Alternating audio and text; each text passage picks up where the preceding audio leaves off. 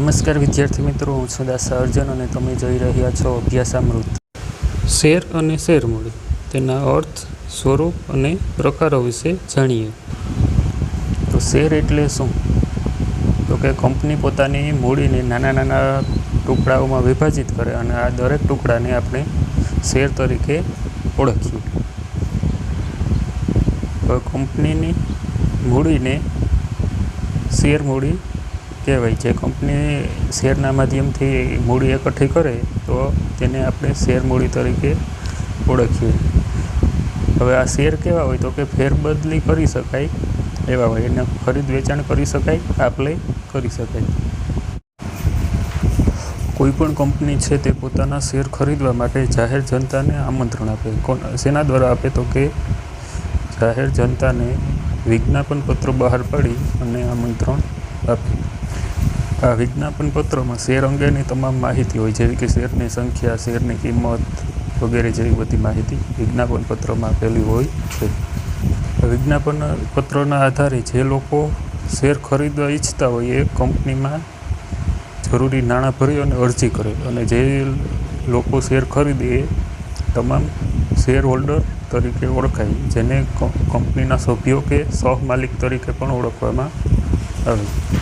Share હોલ્ડરોને અન્ય કયા નામે ઓળખવામાં આવે તો કે શેર હોલ્ડરને સહમાલિક તરીકે ઓળખવામાં આવે. આ શેરની માલિકી જ્યાં સુધી સભ્યો પાસે હોય ત્યાં સુધી તે કંપનીનો શેર હોલ્ડર કે સહમાલિક ગણાય. કંપનીમાં તેની માલિકીનું પ્રમાણ કોના દ્વારા જાણવા મળે તો કે શેરની સંખ્યા અને શેરની રકમ દ્વારા. કોઈ કંપનીની શેર મૂડી 1 લાખની હોય, 10 રૂપિયાનો 1 લાખ શેર એટલે 10 લાખની શેર મૂડી હોય, અને એમાં કોઈ વ્યક્તિ 10,000 શેર ધારણ કરતો હોય તો આ 10,000 શેર એ કંપનીની કુલ શેર મૂડીમાં જે તે સભ્યોનું પ્રમાણ દર્શાવે છે. જે તે કંપની દ્વારા પોતાના શેરને એક નંબર ફાળવવામાં આવે છે અને આ નંબરથી જ તેની ઓળખ થાય છે, અને આ નંબરના જ આધારે તેને સ્થાનાંતરણ કે ફેરબદલી સરળતાથી કરી શકે. હવે આપણે વાત કરીએ શેરના જુદા જુદા પ્રકારોની. તો શેરના મુખ્ય 2 પ્રકારો પડે: પ્રેફરન્સ શેર અને ઇક્વિટી શેર. એમાંનો પહેલો પ્રકાર એટલે પ્રેફરન્સ શેર. આ પ્રેફરન્સ શેર એવા શેર છે કે જેમાં ડિવિડન્ડ મેળવવાનો અને નાણાં પરત મેળવવાનો પ્રથમ હક હોય. એટલે કે ઇક્વિટી શેર હોલ્ડરોને નાણાં ચૂકવવામાં આવે એની પહેલાં આ શેર હોલ્ડરોને નાણાં ચૂકવવામાં આવે છે. પ્રેફરન્સ શેરના જુદા જુદા પ્રકારો પડે છે: ક્યુમ્યુલેટિવ પ્રેફરન્સ શેર અને નોન ક્યુમ્યુલેટિવ પ્રેફરન્સ શેર. આ પ્રકાર શેના આધારે પડે તો કે ડિવિડન્ડના આધારે. ડિવિડન્ડ એટલે શેર પર ચૂકવવામાં આવતું વ્યાજ. શેર હોલ્ડર કંપનીમાં રોકાણ કરે અને તેને વળતર સ્વરૂપે ડિવિડન્ડ ચૂકવવામાં આવે છે. તો જો કેટલાક શેર એવા હોય કે જેના પર ડિવિડન્ડ એકત્ર થાય, એટલે કે જે તે વર્ષમાં નફો ન થયો હોય અને ડિવિડન્ડ ચૂકવી શકાય એમ ન હોય, તો તે આવતા વર્ષે લઈ જવામાં આવે અને જ્યારે નફો થાય ત્યારે ડિવિડન્ડ ચૂકવવામાં આવે. તો આ પ્રકારના પ્રેફરન્સ શેરને ક્યુમ્યુલેટિવ પ્રેફરન્સ શેર કહેવાય. જ્યારે નોન ક્યુમ્યુલેટિવ પ્રેફરન્સ શેરમાં આવી રીતના ડિવિડન્ડ એકત્રિત થતું નથી. જો વર્ષમાં નફો થયો હોય તો ડિવિડન્ડ ચૂકવાય, અને નફો ન હોય તો ડિવિડન્ડ ચૂકવાય નહીં. પ્રેફરન્સ શેરના અન્ય 2 પ્રકાર પડે છે: રિડીમેબલ અને ઇરરિડીમેબલ પ્રેફરન્સ શેર.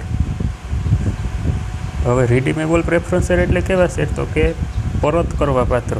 નિશ્ચિત સમય મર્યાદાને અંતે આ શેરને પરત કરવા પડે. જ્યારે ઇરરિડીમેબલ પ્રેફરન્સ શેર એવા પ્રેફરન્સ શેર છે કે જેમાં કંપનીના વિસર્જન સુધી આ શેરની રકમ પરત કરવામાં આવતી નથી. પહેલાં કોઈ પણ કંપની રિડીમેબલ કે ઇરરિડીમેબલ પ્રેફરન્સ શેર બહાર પાડી શકતી હતી, પરંતુ 2013ના કંપની ધારાના અમલ બાદ ઇરરિડીમેબલ પ્રેફરન્સ શેર બહાર પાડી શકાતા નથી, કારણ કે એ કંપનીનું વિસર્જન ન થાય ત્યાં સુધી પરત થઈ શકતા નથી. ત્યારબાદ શેર પર મળતા વધારાના હકોના આધારે 2 પ્રકાર પડે: પાર્ટિસિપેટિંગ પ્રેફરન્સ શેર અને non participating preference share. Participating preference share એટલે એવા શેર કે જેમાં ઇક્વિટી શેર હોલ્ડરોને ડિવિડન્ડ ચૂકવ્યા બાદ જો નફો વધે તો આ વધતા નફામાંથી પાર્ટિસિપેટિંગ પ્રેફરન્સ શેર હોલ્ડરોને ડિવિડન્ડ મેળવવાનો અધિકાર છે. જ્યારે નોન પાર્ટિસિપેટિંગ પ્રેફરન્સ શેર હોલ્ડરોને આવા વધતા નફામાંથી કોઈપણ પ્રકારનું ડિવિડન્ડ મેળવવાનો અધિકાર હોતો નથી. પ્રેફરન્સ શેરના રૂપાંતરના આધારે બે પ્રકાર પડે: કન્વર્ટેબલ પ્રેફરન્સ શેર અને non convertible preference share. Convertible preference share એટલે કેવા પ્રેફરન્સ શેર? તો કે જેનું નિશ્ચિત સમયના અંતે શરતોને આધીન રહી જે પ્રેફરન્સ શેરનું ઇક્વિટી શેરમાં રૂપાંતર થઈ શકતું હોય તેને કન્વર્ટેબલ પ્રેફરન્સ શેર તરીકે ઓળખવામાં આવે. જ્યારે એવા પ્રેફરન્સ શેર કે જેનું ઇક્વિટી શેરમાં રૂપાંતર થઈ શકતું નથી તેને નોન કન્વર્ટેબલ કે બિન રૂપાંતરિત પ્રેફરન્સ શેર કહેવાય. આપણે પ્રેફરન્સ શેર વિશે માહિતી મેળવી, ત્યારબાદ વાત કરીએ ઇક્વિટી શેરની. ઇક્વિટી શેરના અન્ય કયા નામે ઓળખવામાં આવે? તો કે ઓર્ડિનરી શેર તરીકે પણ ઓળખવામાં આવે છે. આ કેવા શેર છે? તો કે જે શેર પ્રેફરન્સ શેર નથી તેને ઇક્વિટી શેર તરીકે ઓળખવામાં આવે છે. હવે આ જે ઇક્વિટી શેર હોલ્ડર હોય એને કેટલાક વિશેષ હકો પ્રદાન થાય. આ કેવા હકો હોય? તો કે કંપનીની સામાન્ય સભામાં એક તો મત આપવાનો હક હોય એને. પ્રેફરન્સ શેર હોલ્ડરો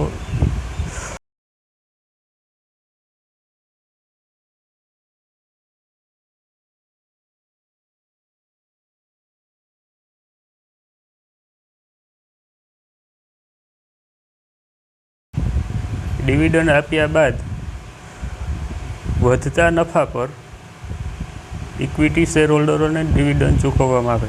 આ વધતા નફા પર ડિવિડન્ડ કઈ રીતના ચૂકવવામાં આવે? તો કે કંપનીની સામાન્ય સભા મળે એમાં સંચાલકો એક ઠરાવ પસાર કરે અને આ ઠરાવ પસાર કર્યા પછી ઇક્વિટી શેર હોલ્ડરોને તેને કરેલ રોકાણ પર ડિવિડન્ડ ફાળવવામાં આવે છે. હવે વાત કરીએ શેર મૂડીની. તો જો કોઈ શેર હોલ્ડર ઇક્વિટી શેરમાં રોકાણ કરે તો તેને ઇક્વિટી શેર મૂડી કહેવાય અને પ્રેફરન્સ શેરમાં રોકાણ કર્યું હોય તો એ પ્રેફરન્સ શેર મૂડી ગણાય. તો ઇક્વિટી શેર મૂડી છે એ કંપનીની મુખ્ય શેર મૂડી કહેવાય, કેમ કે આ કંપનીના વિસર્જન સિવાય પરત કરવામાં આવતી નથી. હાલના કંપની ધારા પ્રમાણે ઇક્વિટી શેરની શેર દીઠ કિંમત ઓછામાં ઓછી ₹1 હોવી જોઈએ, એટલે કે ₹1થી ઓછી કિંમતનો શેર બહાર પાડી શકાય નહીં. વર્તમાન સંજોગોની વાત કરીએ તો ₹1, ₹10, ₹100 એવી રીતના રાઉન્ડ ફિગરમાં મોટાભાગની કંપનીઓના ઇક્વિટી શેરની કિંમત જોવા મળે છે. હવે વાત કરીએ ઇક્વિટી શેર અને પ્રેફરન્સ શેર વચ્ચેનો તફાવત. તો ડિવિડન્ડના દરમાં તફાવત જોવા મળે. જે પ્રેફરન્સ શેર હોલ્ડર હોય એને શેર પર અગાઉથી નક્કી કરેલ હોય એ પ્રમાણે ડિવિડન્ડની ચૂકવણી કરવામાં આવે, જ્યારે ઇક્વિટી શેર હોલ્ડરના ડિવિડન્ડનો દર નિશ્ચિત હોતો નથી. દર વર્ષનો જે નફો થાય એના ઉપર એના ડિવિડન્ડના દરનો આધાર રહેલો હોય. જો નફો વધુ હોય તો ડિવિડન્ડ વધુ ચૂકવાય અને નફો ઓછો હોય તો ઓછું ચૂકવાય. ત્યારબાદ જોઈએ ચૂકવવાનું બાકી ડિવિડન્ડ. તો જે આપણે પ્રેફરન્સ શેરમાં અગાઉ વાત કરી ક્યુમ્યુલેટિવ પ્રેફરન્સ શેરની, તો ક્યુમ્યુલેટિવ પ્રેફરન્સ શેર પર ડિવિડન્ડ એકત્ર થાય અને જ્યારે નફો થાય ત્યારે ડિવિડન્ડ ચૂકવવામાં આવે. જ્યારે ઇક્વિટી શેરમાં આવું હોતું નથી. જો જે તે વર્ષમાં નફો થાય તો ડિવિડન્ડ ચૂકવવામાં આવે, બાકી ભવિષ્યના નફામાંથી કોઈ ડિવિડન્ડની ચૂકવણી કરવામાં આવતી નથી. હવે વાત કરીએ ડિવિડન્ડ ચૂકવવામાં અગ્ર હક. તો જે ઇક્વિટી શેર હોલ્ડર હોય એને ડિવિડન્ડ ચૂકવ્યા પહેલાં પ્રેફરન્સ શેર હોલ્ડરોને ડિવિડન્ડ ચૂકવવામાં આવે છે. ત્યારે તો કે ઇક્વિટી શેર હોલ્ડરોને ચૂકવણી કર્યા પહેલાં છે. કોને? પ્રેફરન્સ શેર હોલ્ડરો. જ્યારે ઇક્વિટી શેર હોલ્ડરોને ક્યારે ચૂકવાય? તો કે પ્રેફરન્સ શેર હોલ્ડરોને ડિવિડન્ડની ચૂકવણી કર્યા બાદ ચૂકવવામાં આવે.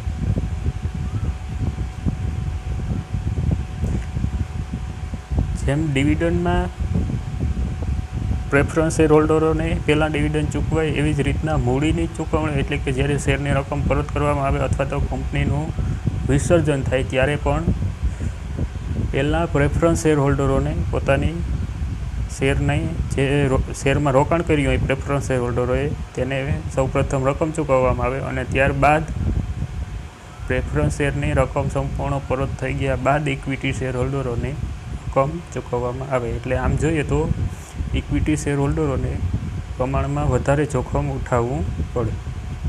હવે જો કોઈને વધુ જોખમ ઉઠાવવું પડતું હોય તો પાછા એના કેટલાક ફાયદા પણ હોય. કેવા ફાયદા? તો કે મતદાનનો હક. કંપનીની જ્યારે વાર્ષિક સામાન્ય સભા મળે ત્યારે એમાં પ્રેફરન્સ શેર હોલ્ડરોને મત આપવાનો હક હોતો નથી. કોને હોય? ઇક્વિટી શેર હોલ્ડરોને. એટલે કે કંપનીના તમામ નિર્ણયો ઇક્વિટી શેર હોલ્ડરો સાથે મળીને લેતા હોય. વાત કરીએ સંચાલનમાં ભાગીદારી. તો સંચાલનમાં પ્રેફરન્સ શેર હોલ્ડરોને સંચાલનને લગતા કોઈપણ નિર્ણય લેવાનો હક હોતો નથી, કે સંચાલનમાં ભાગ લેવાનો પણ હક હોતો નથી. કોને હોય? તો કે ઇક્વિટી શેર હોલ્ડરને સંચાલનમાં ભાગ લેવાનો સંપૂર્ણ હક હોય છે. હવે વાત કરીએ શેર મૂડીના વર્ગીકરણનું. તો શેર મૂડીનું વર્ગીકરણ એટલે શું? તો કે શેર મૂડીને જે જુદા જુદા ભાગો પાડવામાં આવે, કઈ શેર મૂડીને કયા નામે ઓળખવામાં આવે એ જોઈએ. તેમાં પહેલો પ્રકાર છે સત્તાવાર મૂડી. સત્તાવાર મૂડી કોને કહેવાય? તો કે કંપની પોતાના સંપૂર્ણ જીવનકાળ દરમિયાન વધુમાં વધુ જેટલી રકમ શેર દ્વારા મેળવી શકે એને સત્તાવાર મૂડી તરીકે ઓળખવામાં આવે છે. જે કંપનીનું મેમોરેન્ડમ હોય એમાં કંપની પોતાની સત્તાવાર મૂડીનો ઉલ્લેખ કરવાનો હોય જ્યારે કંપનીની નોંધણી કરવામાં આવે ત્યારે. તેથી તેને રજિસ્ટર મૂડી તરીકે પણ ઓળખવામાં આવે છે. જો કંપની ભવિષ્યમાં ઈચ્છે કે આ સત્તાવાર મૂડીમાં વધારો કરવાની જરૂર છે તો શેર હોલ્ડરોની સામાન્ય સભામાં ઠરાવ પસાર કરી અને તેમાં વધારો કરી શકે. ત્યારબાદ વાત કરીએ બહાર પાડેલી મૂડી. બહાર પાડેલી મૂડી એટલે શું? તો કે બહાર પાડેલી મૂડી એટલે જે જાહેર જનતાને શેર ખરીદવા માટે કંપની દ્વારા આમંત્રણ આપ્યું હોય એ તેની બહાર પાડેલી મૂડી ગણાય. બહાર પાડેલી મૂડી છે એ સત્તાવાર મૂડીથી ક્યારેય વધારે હોઈ શકે નહીં. હવે વાત કરીએ ભરાયેલી મૂડી. ભરાયેલી મૂડી કોને કહેવાય? તો કે જે બહાર પાડેલી મૂડી હોય એમાંથી જેટલી રકમના અરજીઓ મળે કે જેટલી રકમના શેર જાહેર જનતા દ્વારા ખરીદી લેવામાં આવે તો એને ભરાયેલી મૂડી તરીકે ઓળખવામાં આવે. ત્યારબાદ વાત કરીએ મંગાવેલી મૂડી. તો મોટાભાગના શેરમાં એવું બનતું હોય કે શેરની પૂરેપૂરી રકમ એકસાથે મંગાવવામાં આવતી નથી, પરંતુ જુદા જુદા હપ્તાઓ દ્વારા મંગાવવામાં આવે છે. તો જેટલી શેર પર જેટલી રકમ મંગાવી હોય એ મંગાવેલી મૂડી ગણાય. દાખલા તરીકે 10 રૂપિયાનો એક શેર બહાર પાડ્યો હોય અને અરજી વખતે શેર પર 3 રૂપિયા શેર દીઠ મંગાવ્યા હોય તો આ 3 રૂપિયા શેર દીઠ એ મંગાવાયેલી મૂડી ગણાય.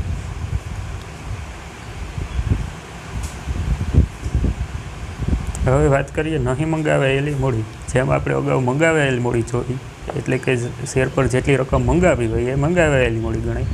એવી જ રીતે જેટલી રકમ મંગાવવાની બાકી હોય એ નહીં મંગાવાયેલી મૂડી.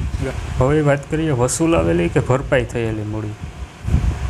ક્યારેક એવું બનતું હોય કે શેર હોલ્ડરો શેર પર પૂરેપૂરી રકમ આપી શકતા નથી, ત્યારે જે શેર હોલ્ડરો જેટલી રકમની ચૂકવણી કરે તેને વસૂલાવેલી મૂડી કહેવાય. વાત કરીએ અનામત મૂડી.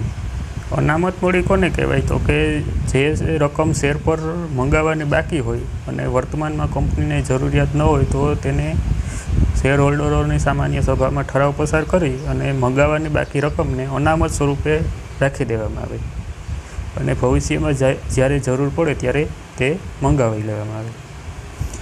જ્યારે કંપની નાદારી નોંધાવે કે ફડચામાં જાય ત્યારે આ રકમ મંગાવી અને કંપનીના દેવા ચૂકવવામાં તેનો ઉપયોગ થઈ શકે.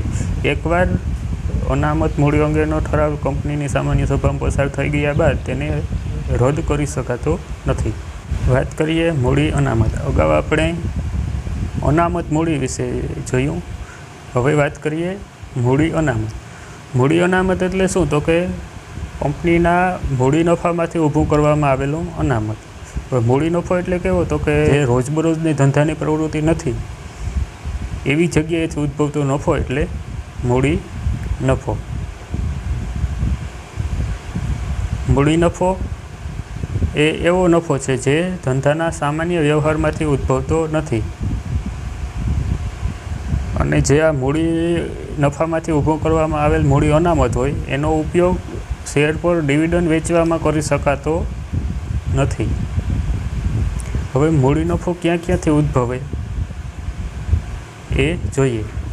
કાયમી મિલકતનું વેચાણ કરવામાં આવે તો એ કાયમી મિલકતના વેચાણમાંથી ઉદ્ભવતો નફો મૂડી નફો ગણાય.